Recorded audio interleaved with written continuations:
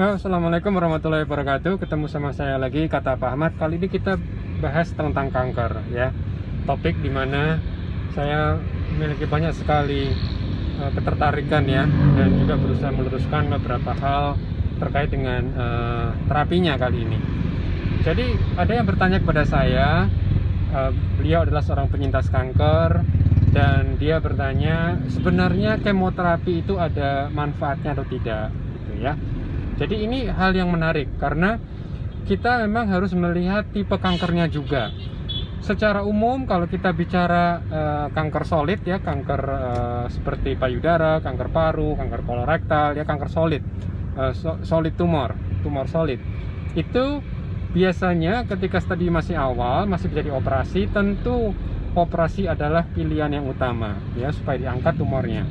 Nah, cuma nanti pertanyaannya, setelah operasi masih perlu di kemoterapi tidak? Diberikan tambahan adjuvan tidak? Tujuannya untuk mengejar mungkin sel-sel kanker yang luput dari pisau bedah, gitu.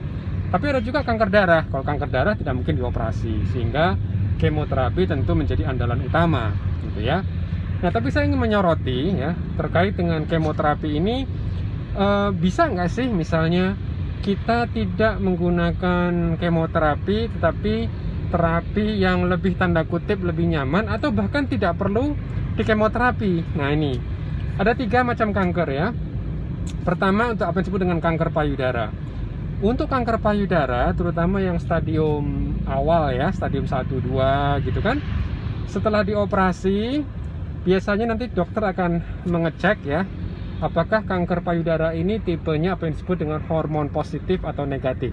Pemeriksaannya dengan teknik imunohistochemia, yang diperiksa ada 3, ya, sebetulnya, ER, PR, HER2, gitu ya.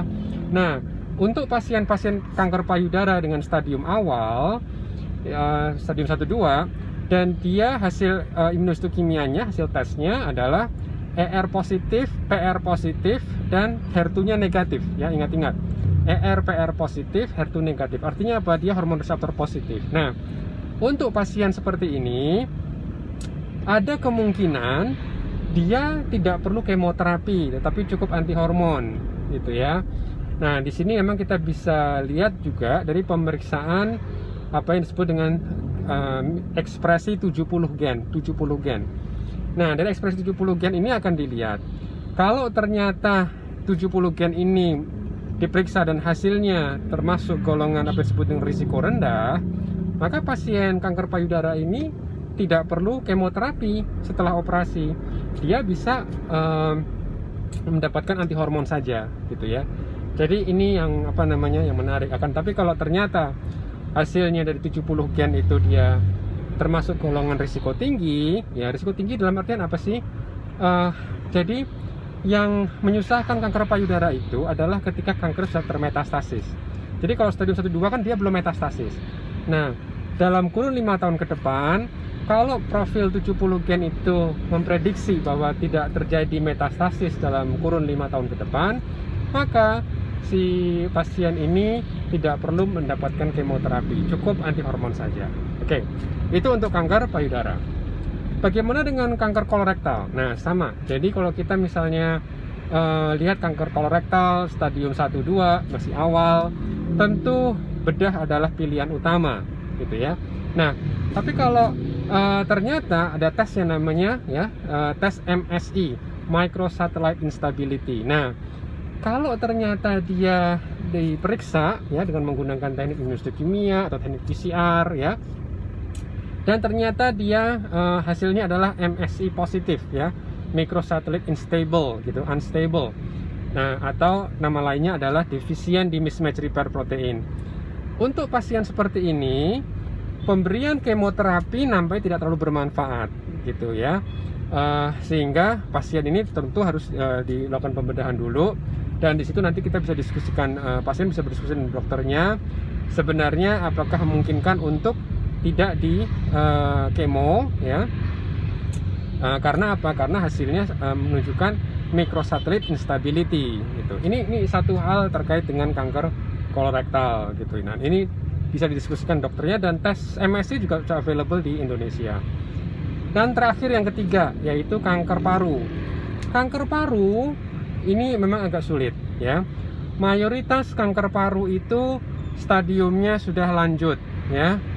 Kenapa? Karena di paru, rongga paru kita itu tidak banyak ada saraf gitu, sehingga ketika ada kanker yang tumbuh di paru, dia tidak merasakannya, sehingga biasanya pasien kanker paru itu udah stadium 3, stadium 4. Beda dengan payudara. Payudara itu kita bisa raba gitu kan, tapi kalau paru tidak bisa. Nah, karena kanker paru ini agak susah, memang dulu ya, hampir 20 tahun bisa dipastikan semua kanker paru harus menjalani kemoterapi. Dan kalau tidak di kemoterapi, jelas sekali bedanya, kemungkinan kesintasan berbeda. Jadi kemoterapi memang bisa menyelamatkan jiwa ya. Itu dulu. Nah, sekarang ternyata ada yang namanya obat ya. Dia semacam pil saja ya, seperti minum vitamin gitu. Itu namanya apa yang disebut dengan terapi target, tyrosine kinase inhibitor, EGFR TKI. Jadi terapi target ini seperti pil ya, seperti pil.